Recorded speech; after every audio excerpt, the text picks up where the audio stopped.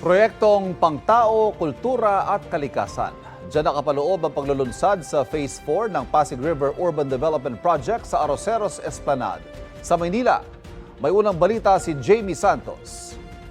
3, 2, 1. Pinangunahan ni Pangulong Ferdinand Bongbong Marcos Jr. ang paglulunsad ng Phase 4 ng Pasig River Urban Development Project sa Arroceros Esplanade sa Maynila. Kasama niya ang unang ginang Liza Araneta Marcos, Manila Mayor Isko Moreno at mga opisyal ng pamahalaan at pribadong sektor.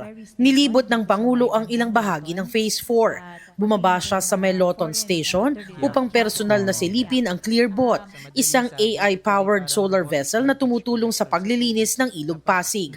Ang makabagong teknolohiyang ito ay proyekto ng Asian Development Bank, katuwang ang Clear Robotics. Ang bagong 530-meter stretch ng proyekto mula sa Manila Central Post Office hanggang Arroceros Park ay binigyang buhay bilang vibrant riverside space na may walkways, bike lanes at commercial areas. Konektado ito sa naunang mga bahagi ng Pasig River Development. Ayon sa Pangulo, ang proyekto ay hindi lamang para sa infrastruktura, kundi para sa tao. Isang lugar na maaring pagtagpuan ng kultura, kalikasan at kabuhayan. This project is ultimately for everyone. So people can find time to relax, to feel refreshed in the middle of a bustling city, in the middle of a busy day.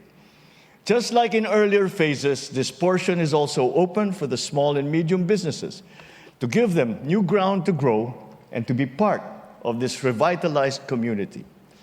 Sa ilalim ng proyektong ito, 63 pamilyang informal settlers ang ligtas na nailipat sa kanilang bagong tahanan sa Naik, Cavite, kung saan may mas maayos na akses sa mga serbisyo at oportunidad. Kabilang din sa mga hakbang tungo sa malinis at modernong Pasig River ang kauna-unahang locally designed and fabricated electric ferry sa bansa na kayang maglayag ng 3 oras ng tuloy-tuloy at inaasahang magiging ganap na operational pagsapit ng Nobyembre. Ibinahagi rin ng Pangulo ang mga susunod na proyekto ng pamahalaan at lungsod ng Maynila, kabilang ang pag-convert ng Intramuros Golf Course bilang open green space at rehabilitasyon ng Plaza Loton at mga underpass para maging walkable at accessible ang lugar.